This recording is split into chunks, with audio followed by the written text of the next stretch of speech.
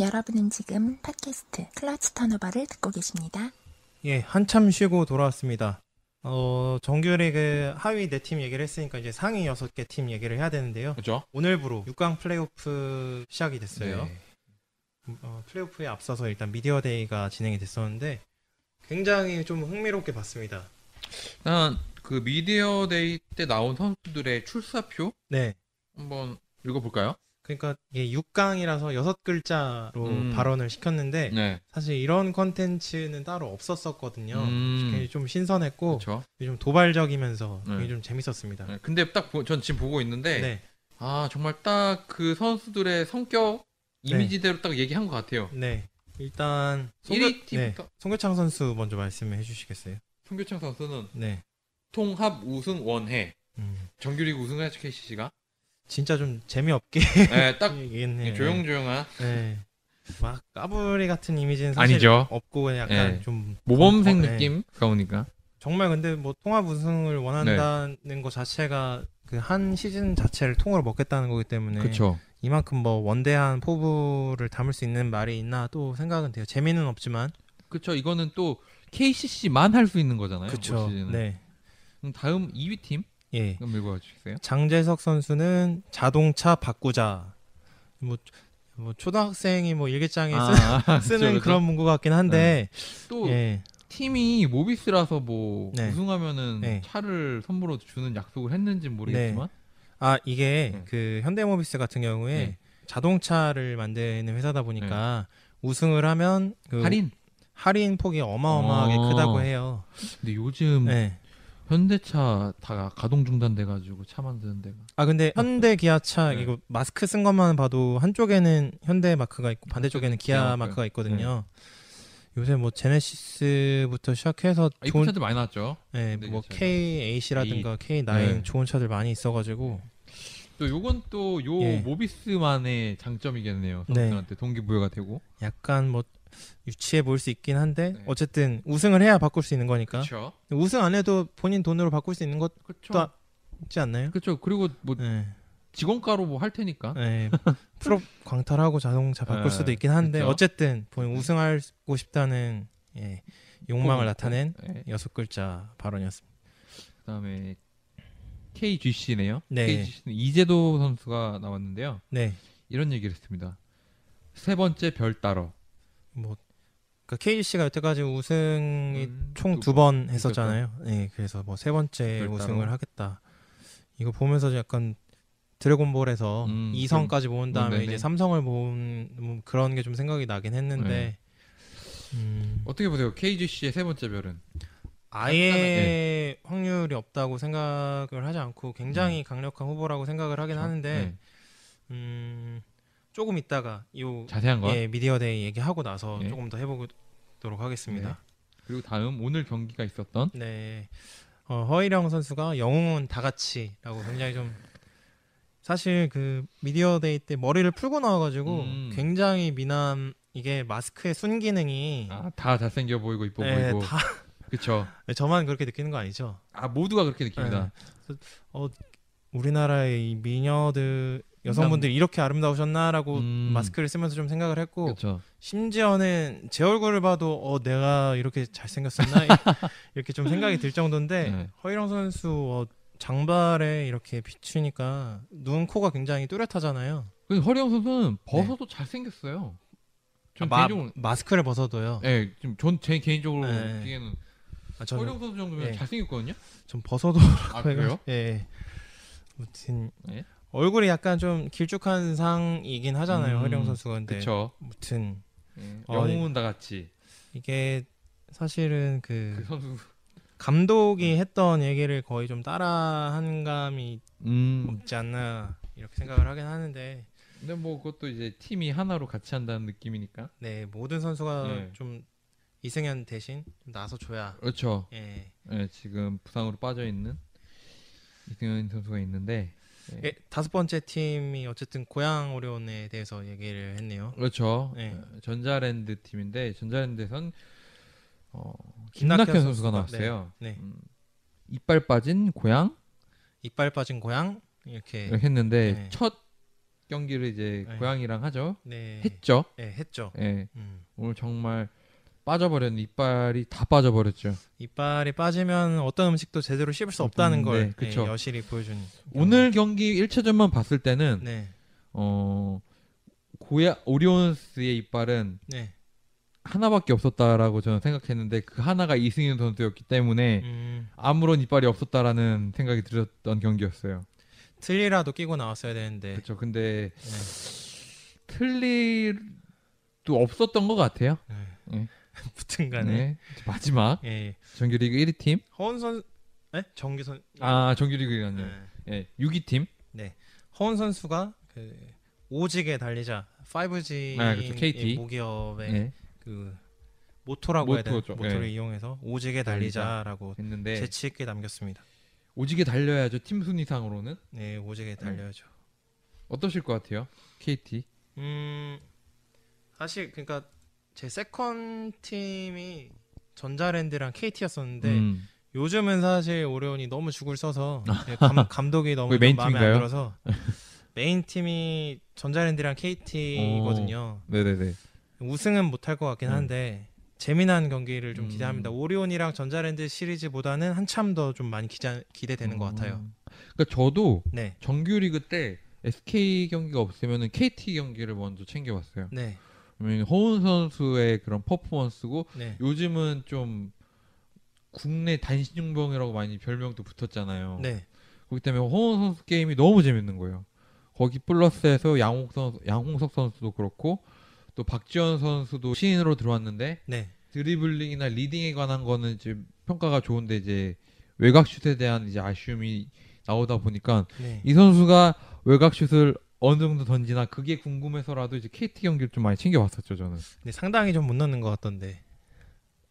아쉬웠죠. 네, 정말 아쉬웠죠. 초창기에 이 선수가 신인왕 대열에 좀 이름이라도 좀 올릴 수 있었을 때는 그쵸. 그래도 좀 슛을 넣었어가지고 이 선수 될 수도 있겠는데라고 생각을 했었는데 많이 아쉬웠죠. 가면 갈수록 0점이 아예 안 맞는 모습이라서 전체적인 슛 밸런스도 조금 저는 타이밍도 많이 안 맞는 것 같았어요. 타임도 그렇고 밸런스 뭐 0점 다 안 맞는 것 같은데 무엇보다 이 선수가 좀 멘탈이 강한 거는 아니라고 생각이 좀 드는 게 신인이다 보니까 아무래도 슛 하나에 좀 민감할 수밖에 없을 수 있잖아요. 근데 코칭 스텝에서 좀 아쉬움을 표하면 거기에 너무 위축돼서 다음 슛이 더 어그러지는 모습을 많이 보였어서 박지원 선수 어쨌든 간에 기대를 좀 많이 받고 스포트라이트를 많이 받고 온 선수인데 개인적으로는 좀 아쉬웠을 것 같습니다. 또 이번에 시즌 끝나면은 또 팀이랑 처음 비시즌을 맞이하는 거니까 잘 준비하다 보면 다음 시즌 좀 기대해봐도 되지 않을까요? 박찬희보다는 슛을 좀 더 잘 성공하는 선수가 됐으면 좋겠어요 개인적으로. 그렇죠. 네. 그래야 이제 앞으로 이 선수도 크고 할 테니까.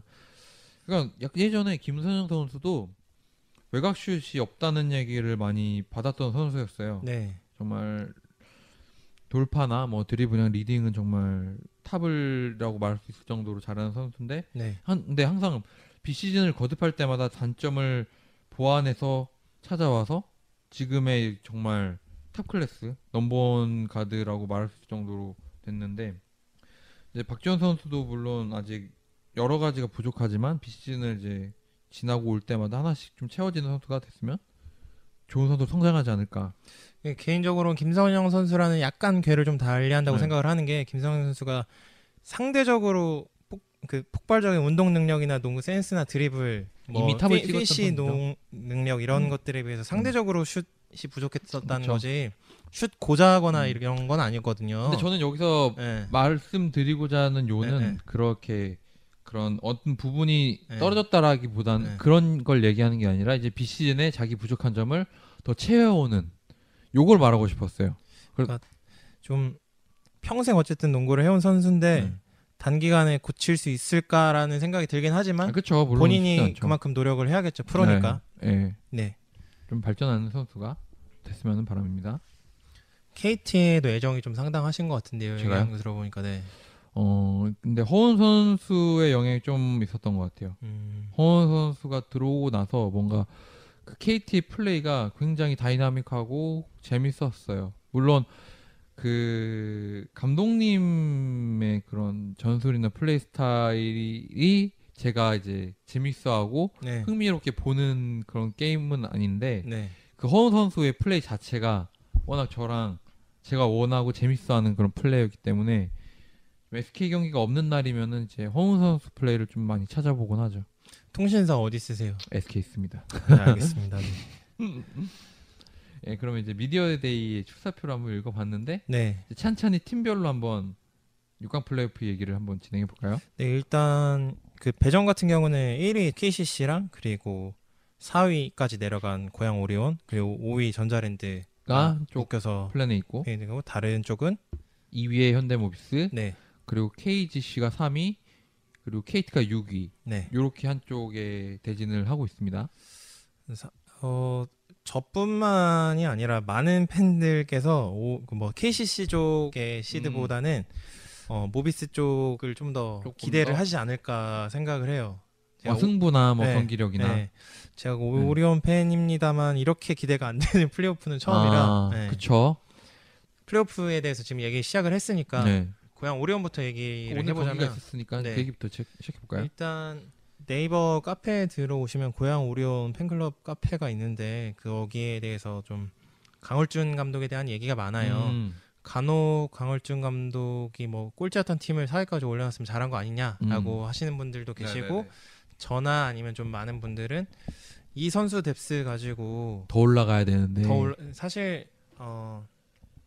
시즌 전에 이렇게 기대했었던 적이 사실 처음이거든요. 네네네. 이대성까지 데려오고 하면서 이대성이 그렇죠. 뭐 기본기가 아주 특출난 선수는 아닙니다만 그래도 오리온의 약점이 1번이었었다 보니까 그 부분을 많이 채워줬죠. 메꿀 수 있는 선수라고 판단을 했는데 벤치 자원이나 그리고 주전 의존도가 너무 높게 일변도로 갔었고 그리고 이종현 선수 트레이드 부분에 있어서도 이제 결과론적이지만 실패했다라고 생각을 하고 있고 외국인 선수들에 대해서 굉장히 좀 질타 아닌 질타를 많이 하는데 그 선수들을 구성한 것도 사실 감독이거든요. 그렇죠.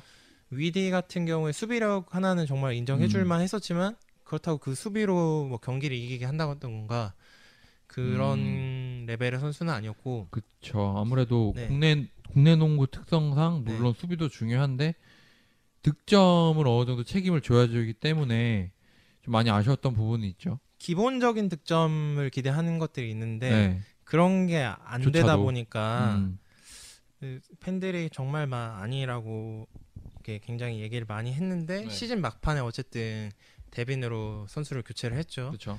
교체를 했는데 사실 이 선수를 데리고 올 때는 몸싸움이 굉장히 능하고 리바운드에 강한 강점이 있고 슛감도 좋다 이런 식으로 데려왔었는데 계속 외곽에서 플레이를 하다 보니까 좀 코칭 스태프들도 자기들이 잘하려고 데려온 선수인데 얼마나 속이 타겠어요. 그렇죠. 근데 이걸 타이레도 안 돼서 나중에 인터뷰에까지 나서가지고 내가 이렇게까지 얘기를 했는데 도움을 들질 않는다 좀 하소연을 하는데 네네. 감독님은 하소연하고 싶은 거는 저희거든요. 감독님이 아니고 팬들이죠. 본인이 데리고 와서 선수 탓만 하는 모습이 상당히 좀 불편하고 그렇죠. 그리고 아까 잠실 로라님한테도 말씀드렸습니다만 오리온 이승현 선수 발목이 돌아간 게 이게 선수가 정말 힘이 다 빠지게 되면 그 작은 밸런스 잡는 것도 힘이 풀리게 돼요. 그쵸. 근육들이 긴장을 놓게 되는데 결과론적입니다만 플레잉 타임을 시즌 막판이니까 조금이라도 조절을 해줬었다면 이승현 선수가 그렇게 큰 부상을 안 당하지 않았을까. 그렇죠. 이승현 선수가 뭐 오리온에서 차지하는 비중이 물론 큰 건 알지만 너무 플레잉 타임이 조절이 안 되지 않았나 싶은 생각도 저도 똑같이 들었거든요. 뭐 KCC만 하더라도 주전들을 다 빼고 뭐 그 벤치 멤버들로 비등비등 거긴 뎁스가 워낙 좋으니까 그렇죠. 그럴 수 있기도 하지만 어쨌든 간에 승패도 중요하지만 벤치 멤버들을 어떻게 활용하는지 이런 전술 실험 그리고 컨디션을 끌어올리는 것도 그렇죠. 코칭 스텝의 능력이라고 생각을 하는데 무조건 이승현 고를 외치다가 이렇게 부상을 당한 걸 보면서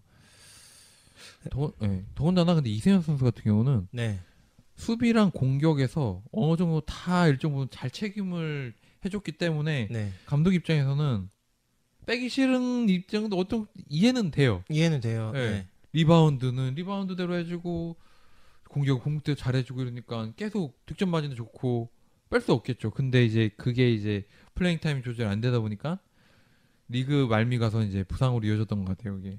그러니까 예전에 이상범 감독의 오색은 혹사시킬 때랑 사실 똑같은 방식이고 네. 지금은 뭐 플레잉 타임을 굉장히 잘 관리하고 그쵸. 계시지만 발목이 이렇게 꺾인 거 혹시 보셨나요, 영상? 저 봤습니다. 네. 그 경기를 봤어요. 이게 오금이 좀 저리더라고요. 뒷골이 서늘하고 얼마나 아플지 아니까. 맞아요. 더군다나 이제 시즌 말미고 이제 6강 플레이오프도 앞둔 상황에서 그런 부상이 나온 게 좀 더 많이 아쉬웠었죠. 그래서 그 팬카페에서 얘기하는 걸로는 플레이오프 망쳐도 좋고 다 져도 상관없으니까 이승현 제발 좀 안 나왔으면 좋겠다. 제발 이승현 본인이 뛰고 싶다고 해도 그 의사를 내비친다고 강을준 감독이 인터뷰를 좀 안 했으면 좋겠다라고 했는데 아니나 다를까 오늘 경기 시작 전에 이승현 선수가 너무 뛰고 싶어해서 안달이 났다고 하시는 걸 보고 좀 나오면 더 크게 다칠 수도 있는데 근데 이게 물론 선수 본인 스스로가 이제 잘 관리해야 되는 것도 있지만 트레이너든 코치든 감독이든 그 완급 조절을 해줄 의무가 있다고 생각을 하거든요. 당연히 선수라면 뛰고 싶겠죠. 근데 그거를 이제 바깥에 이제 매니저라든지 감독들이 이제 컨트롤을 해줘야 되는 부분인데 이제 그게 잘 안 된다 보면은 전성기에 있는 선수도 점점 그 전성기 기간을 스스로 구단이 깎아먹는 것 같아요. 그 선수를 정말 이제 전성기 기간을 오래 가져가기 위해서는 오히려 그런 구단 차원에서나 감독 차원에서 관리가 필요하다고 봅니다. 좀 한숨만 나오고 사실 그래서 플레이오프가 별로 기대가 안 됩니다. 저희 멤버끼리 일단 오리온과 전자랜드 예상을 했을 때는 일단 아무도 오리온이 이길 것이다라고 예상한 멤버는 없었고요. 모두 전자랜드 쪽에 손을 들었죠. 대부분이 4게임 이내로 끝난다라고 얘기를 하긴 했는데 일단 오늘 경기로 봐서는 3게임 내로 그냥 원사이드로 그냥 쭉 수입이 될 수도 있을 것 같아요. 오늘 일단 그 1차전을 했는데 오리온의 가장 큰 패배 요인을 짤막하게 말씀 주신다면 어떻게 할 수 있을 것 같아요? 이승현의 부재입니다. 이승현의 부재? 네. 그러면은 이승현 자리에 백업이 이제 제대로 되지 않았던 부분을 말씀해주고 싶은 건지 아니면 전체적인 문제였던 건지. 일단 선수들 능력치의 부분에 있어서 이승현 선수를 대체하려고 뭐 박진철 선수나 뭐 이종현 선수를 그냥 물량으로 좀 많이 가지고 나왔었는데 사실 전자랜드전을 공략하기 위해서는 높이가 그렇게 높은 팀이 아니다 보니까 전자랜드가 이종현 선수를 계속 플레잉 타임을 길게 가져가는 것보다는 다른 좀 기동성이 있는 예를 들어 최현민이라든가 최승욱이라든가 이런 선수들을 상대적으로 좀 더 기용을 해봤으면 어떨까 결과론적입니다만 약간 그럼 전체적인 팀 전술을 좀 바꿔야 되지 않았나라는 말씀이신 건가요? 높이에 초점을 맞추고 나왔는데 전혀 그 메리트를 살리지 못했었죠? 네.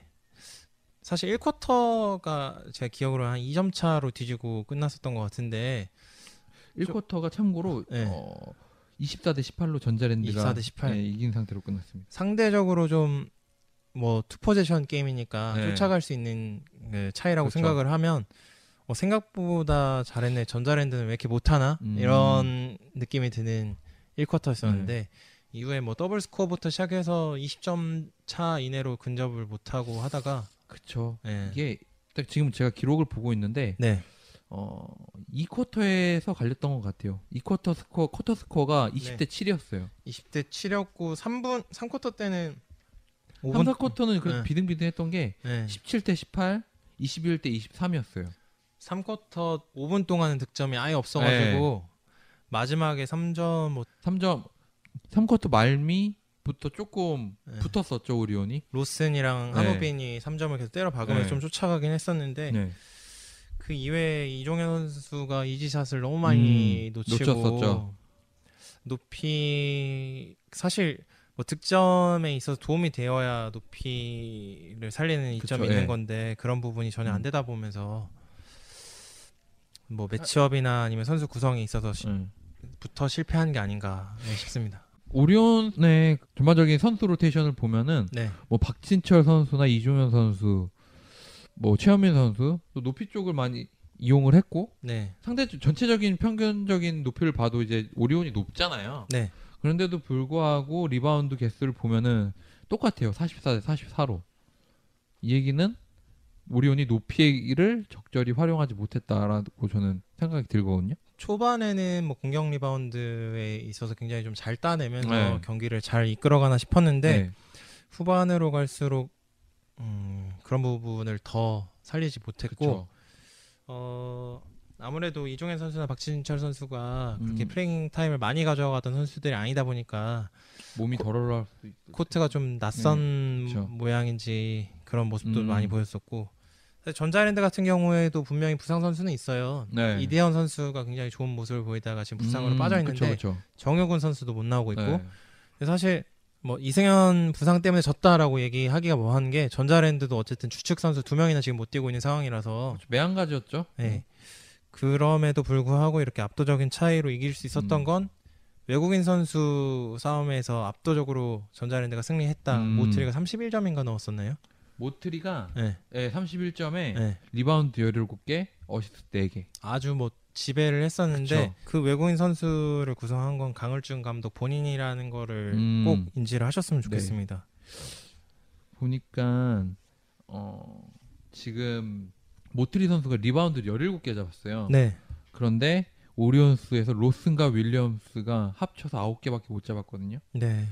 결국에는 골 밑에서 모트리한테 뺏겼다는 얘기가 되는 것 같아요. 국내 선수들이 리바운드는 상대적으로 좀 잘 잡긴 했었는데 이게 득점이랑 연결이 안 되다 보니까 맞아요.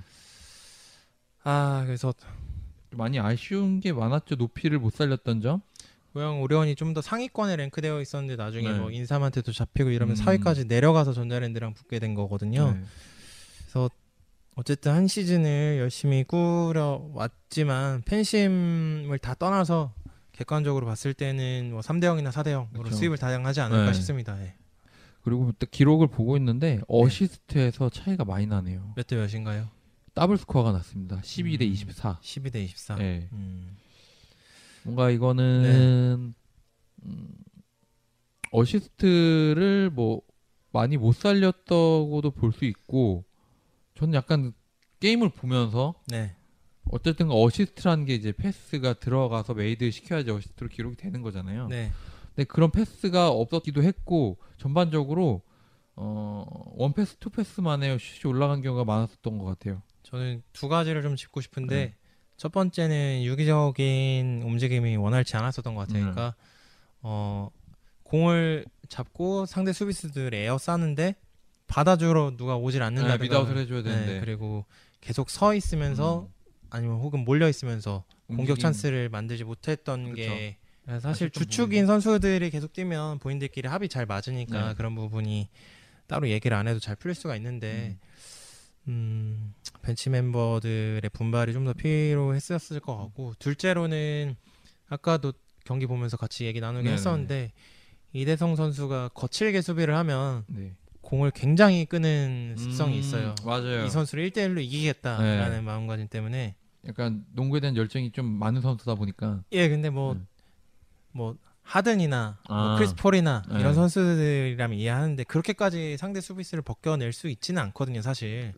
그쵸. 근데 뭐 1대1 하는 것까지는 좋아요. 근데 샷클락을 다 쓰면서 나중에 죽은 볼을 줘버리면서 터프샷이 나오거나 이런 상황이 계속 반복되다 보니까 주전 포인트 가드 싸움에서부터 이렇게 밀리다 보니까 반면에 김낙현 같은 경우에는 패스면 패스, 슛이면 슛, 돌파는 여전히 그 좁은 사이를 파고 들어가지고 찍더라고요. 하는 거 보면서 감탄을 마지 않았습니다. 그 김낙현 선수가 이번 경기 그 기록이 4득점, 1리바운드, 9어시스트거든요. 4득점밖에 못했나요? 그렇게 잘한 것 같았는데. 근데 이 선수가 투맨 게임을 너무 잘해줬어요. 그래가지고 이제 같이 그 투맨 게임 하는 외국 선수를 많이 살려주다 보니까 본인의 득점보다는 어시스트가 많이 올라갔던 거죠.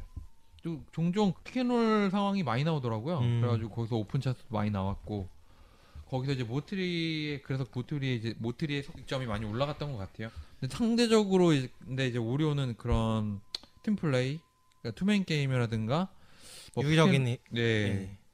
그런 상황은 많이 못 봤어요. 그러니까 영웅이 데려다가 실패한 오리온과 그리고 팀원들이 한 마음이 돼서 싸운 전자랜드의 게임. 그쵸. 아주 가비지 게임으로 끝난 1차전이었습니다. 정말 전자랜드는 정말 좋은 팀인데 네. 너무 아쉬워요. 올 시즌이 전자랜드 이름을 달고 하는 마지막 시즌이라는 게. 그래서 좀 더 힘을 내서 뛰는 것도 있을 것 같아요. 네. 다음 시즌에는 뭐 어떻게 될지 모르겠지만 네. 전자랜드 선수들이 좀 좋은 성적을 거둬서 다음 시즌에도 좋은 모습으로 좀 리그에 참여했으면 하는 바람입니다.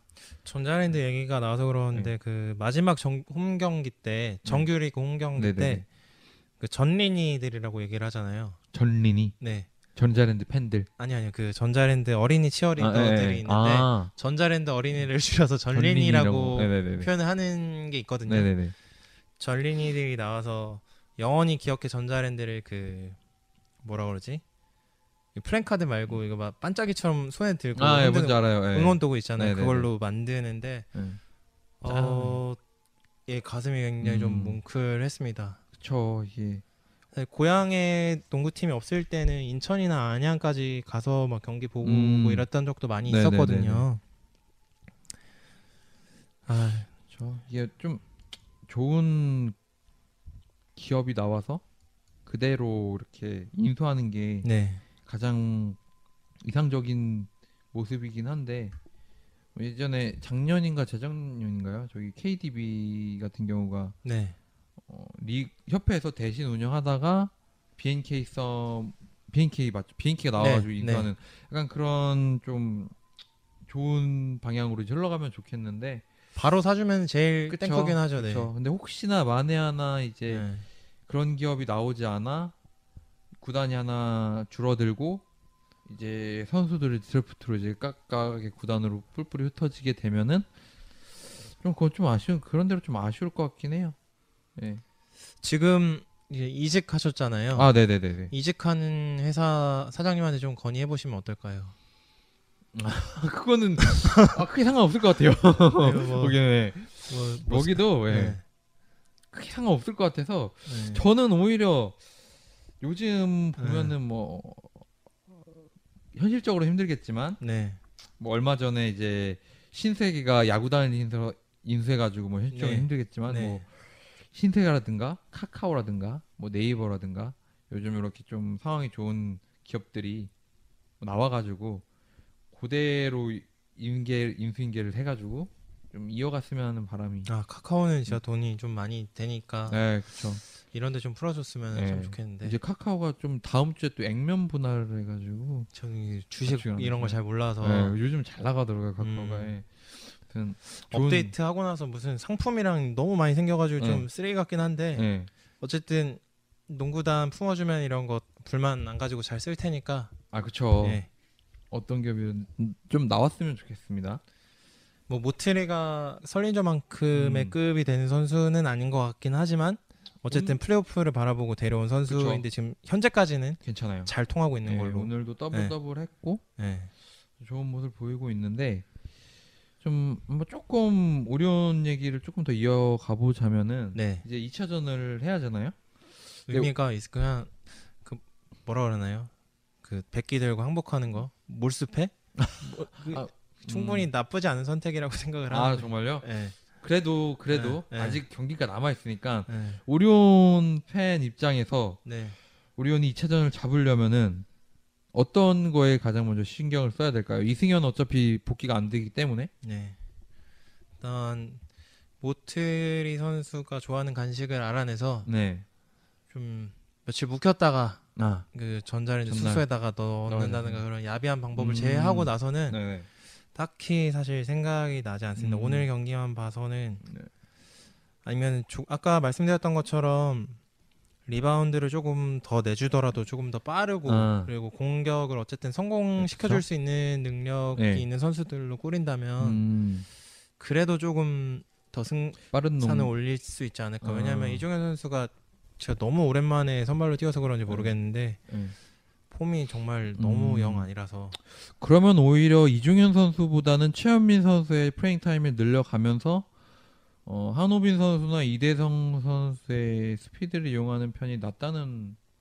최현민 선수도 그렇게 뭐 공격에 특화가 된 선수가 아니긴 하지만 그래도 지금 이종현보다는 나을 수 있을 것 같아서.